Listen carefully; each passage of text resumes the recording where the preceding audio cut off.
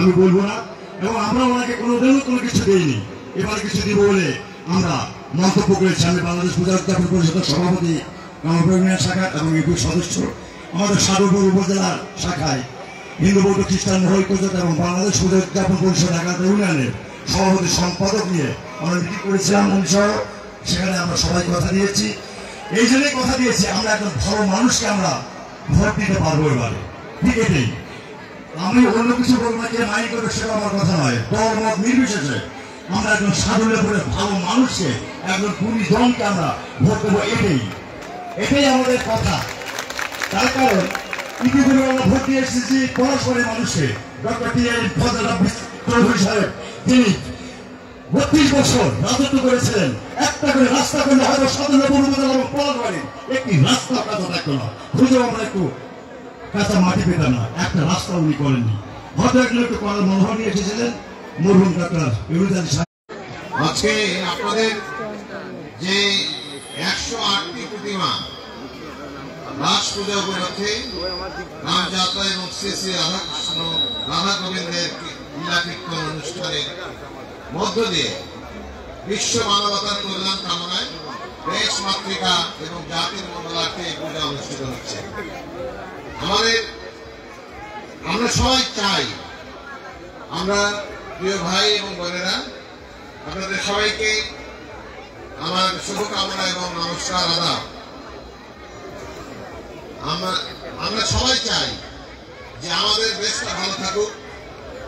আমরা এই অবহেলিত এবং অনুন্নত সদরনগর এবং পলাশবাড়ি অঞ্চলের মানুষ যে হতশ্রী চেহারা, আমি একজন চিকিৎসক, এই চিকিৎসক হিসেবে যখন একজন রোগাক্ত মানুষের চেহারা আমি দেখি তখন আমার মনের মধ্যে দুঃখ হয়, বেদনা হয়। একইভাবে দুঃখ বেদনা হয় যখন আমি একজন দারিদ্র ক্লিষ্ট মানুষের চেহারা দেখি, তখন আমি ব্যথিত হই। আমার এই সাদুল্লাপুরের, বিশেষ করে সাদুল্লাপুরের কথা বলবো, যে সাদুল্লাপুরের হতশ্রী চেহারা যখন আমি দেখি, এবং আমার বিবেচনায় এই কামারপাড়া হচ্ছে ইউনিয়নগুলোর মধ্যে সবচেয়ে যোগাযোগ বিচ্ছিন্ন একটি, মানে হেডকোয়ার্টারের সঙ্গে যোগাযোগ বিচ্ছিন্ন এবং একটি দরিদ্র পীড়িত এলাকা।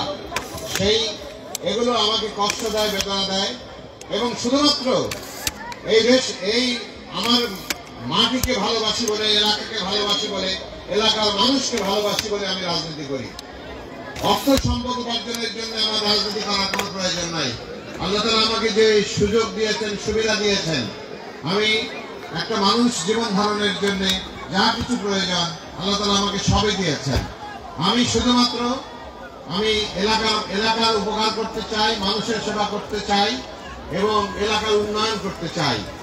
আমার কাছে যখন কোনো মানুষ যায়, চিকিৎসার জন্য হোক কিংবা যে কোনো প্রয়োজনে হোক, সেই মানুষের আমি বিবেচনা করি না মানুষ কি আওয়ামী লীগ না বিএনপি, জামাত না জাতীয় পার্টি।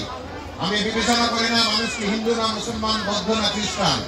আমার কাছে প্রথম বিবেচনা উনি আমার এলাকার মানুষ, এবং সেই বিবেচনা থেকে আমি সেই মানুষের পাশে দাঁড়ানোর চেষ্টা করি, উপকার করবার চেষ্টা করি।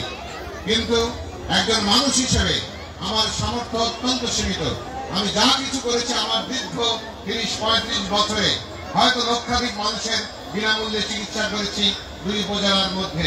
কিন্তু সত্যিকার অর্থেই যদি এই এলাকার মানুষের ভাগ্যের পরিবর্তন করতে হয়, মানুষকে স্বাবলম্বী করতে হয়, মানুষের কর্মসংস্থানের ব্যবস্থা করতে হয়, রাস্তাঘাটের উন্নয়ন করতে হয়, মসজিদ মন্দিরের উন্নয়ন করতে হয়, এবং আমাদের কৃষি শিল্পের মধ্য দিয়ে যদি আমাদের অর্থনৈতিক উন্নতি করতে হয়, তাহলে এটি কেবলমাত্র পারেন নির্বাচিত জনপ্রতিনিধি, যাদেরকে আপনি ভোট দিয়ে নির্বাচিত করবেন, সেই ব্যক্তি।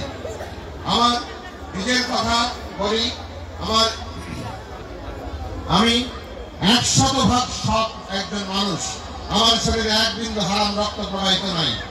আমি কোন মানুষের আমানত খেয়ানত করা, অর্থাৎ সম্পদ হরণ করার কোন অভিযোগ আমার বিরুদ্ধে নাই।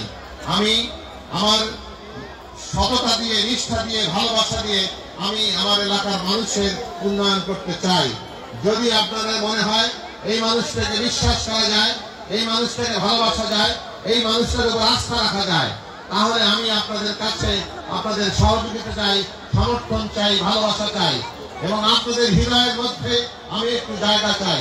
আমি আপনাদের অন্তরের মধ্যে বেঁচে থাকতে চাই। মৃত্যুর পরেও যদি আপনাদের মুখ থেকে উচ্চারিত হয় যে এই মানুষটি একটা ভালো মানুষ ছিল, এটি আমার মৃত্যুর পরেও আমার জন্য পরম প্রাপ্তি হবে।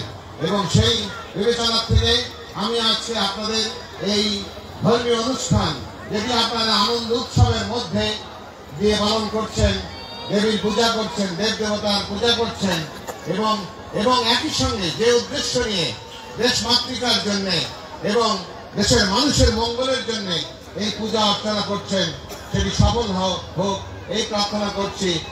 আমাকে কি আপনাদের পছন্দ হয়? আমার কথা কি ভালো লেগেছে আপনাদের? যদি আমাকে পছন্দ হয়, যদি আমার জন্য আপনারা আশীর্বাদ করেন, একে আশীর্বাদ করবেন, একটু হাত তুলে দেখান, একটু হাত তুলে দেখান, কে আশীর্বাদ করবেন। আমি আপনাদেরকে আশীর্বাদ চাই, আপনাদের ভালোবাসা চাই, আপনাদের হৃদয়ের মধ্যে বসবাস করতে চাই, আপনাদের অন্তরের মধ্যে একটা চাই। যদি এবং আপনারা নিশ্চয়ই একটি আশীর্বাদের একটি অনুষ্ঠান নিশ্চয়ই হবে। আমি সেই আশীর্বাদের অনুষ্ঠানের মধ্যে ভগবানের কাছে আমার জন্য একটু বলবেন, যাতে করে আমি আপনাদের এবং আমার এলাকার মানুষের এলাকার উন্নতির জন্য কাজ করতে পারি। এইটুকু আপনাদের কাছে যে আপনাদেরকে বিরক্ত করবার জন্য, আপনাদের সে আনন্দ ঘন যে অনুষ্ঠান চলছিল সেখানে আমাদের উপস্থিতি দিয়ে আপনাদেরকে কষ্ট দিলাম, আপনাদেরকে বিরক্ত করলাম, সেই জন্য আপনাদের কাছে ক্ষমা প্রার্থনা করে আমি বিদায় নিচ্ছি। ইনশাআল্লাহ আবার দেখা হবে আপনাদের সঙ্গে, বারবার দেখা হবে, আপনাদের অনুষ্ঠানের মধ্যে দেখা হবে, এবং আপনাদের পাশে থেকে আপনাদের সেবা করব এই প্রত্যয়, এই আশা ব্যক্ত করে আপনাদের কাছ থেকে বিদায় নিচ্ছি। সবাইকে এই রাসলীলার শুভেচ্ছা এবং অভিনন্দন।